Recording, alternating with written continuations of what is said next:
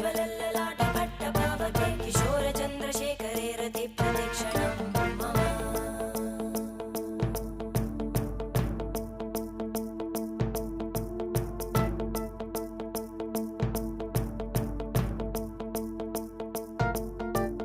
धराधरेन्द्रनन्दिनी विलासबन्धुबन्धुरा स्फुरद्दिगन्तसन्तति प्रमोदमानमानसे कृपाकटाक्षधोरणी निरुद्धदुर्धरापदि क्वचिद्दिगम्बरे मनोविनोदमेतु वस्तुनि